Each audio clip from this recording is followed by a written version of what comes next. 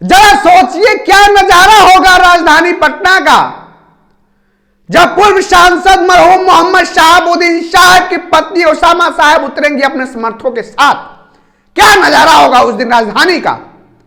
तो खैर, जैसा कि आप जानते हैं, कुछ दिनों पहले जो उसामा साहब जेल चले गए थे, तमाम मुद्दा गर्म था। आप जानते हैं कि जब मोहम्मद शहाबुद्दीन साहब जिंदा थे तो क्या आरजेडी परिवार में उनकी कितनी पकड़ थी, आप इस बात से लगा सकते हैं।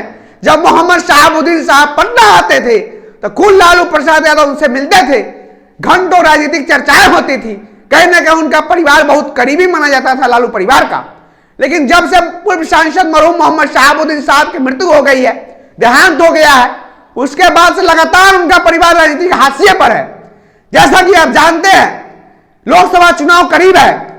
आपको पता होगा कुछ दिनों पहले जब उसामा साहब और हिना साहब से चिराग पासवान की मुलाकात हुई थी, तमाम मुद्दा गर्म था बिहार का कि क्या एम वाई समीकरण का एम अलग हो रहा है आरजेडी से।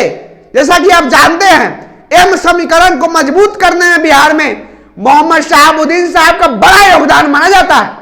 लेकिन जब उनका राजनीतिक परिवार हाशिए पर है तो क्या चिराग पासवान की पार्टी से लोजपा रामविलास से हिना साहब चुनाव लड़ सकती हैं लोकसभा का।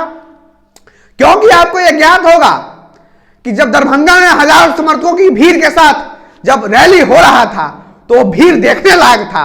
कहीं ना कहीं तेजस्वी प्रसाद राव के नींद उड़ा दी गई थी उस भीड़ के द्वारा।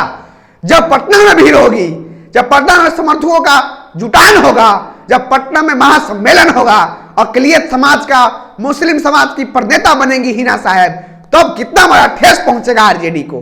अगर हिना साहब अगर लोजपा रामविलास से अगर चुनाव लड़ती हैं सिवान से या कहीं और से अपनी मजबूती के साथ बिहार में आती हैं तो क्या नजारा होगा, देखने लायक होगा। और जब आरजेडी को इतना बड़ा नुकसान होगा, क्योंकि आपको पता है कि नेताओं ने कहा है कि मुस्लिम समाज किसी भी पार्टी का बंधुआ मजदूर नहीं है, हम 18% है, हमें भी अपना हक चाहिए, क्योंकि हमें बिहार में उप मुख्यमंत्री का पद चाहिए, बड़ा विभाग चाहिए, नहीं तो बिहार में मुख्यमंत्री का पद चाहिए। पता होगा आपको, जातिगत जनगणना के तमाम सवाल उठने लगे थे। जब उसामा साहब जेल गए थे, तमाम सवाल उठे कि आरजेडी ने, बिहार की सरकार ने कोई मदद नहीं किया। और तमाम उसके बाद दरभंगा में समर्थकों की भीड़ हुई, महाजुटान हो रहा है, पटना में महाजुटान होने की प्रबल संभावना है। तो आरजेडी से अगर हिना साहब अलग होती है, अगर चिराग पासवान की पार्टी से अगर चुनाव लड़ती हैं, तो हम कह सकते हैं बिहार में एमवाई में टूट होने वाला है। आरजेडी को बड़ा नुकसान होगा।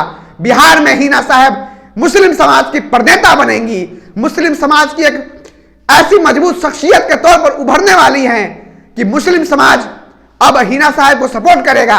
अगर आरजेडी से अलग हो जाती हैं तभी भी हिना साहब को सपोर्ट करेगा, जिस प्रकार से मुस्लिम समाज का रुख दिखता हुआ नजर आ रहा है। तो खैर, हमारा विश्लेषण कैसा लगा कमेंट बॉक्स में प्रतिक्रिया जरूर दीजिएगा। कैमरे के पीछे प्रिंस है और आप देख रहे थे न्यूज एक्शन बिहार का स्पेशल एडिशन। क्या हिना साहब बिहार के राजनीति में कुछ नया बदलाव कर पाएंगी? बहुत बहुत धन्यवाद।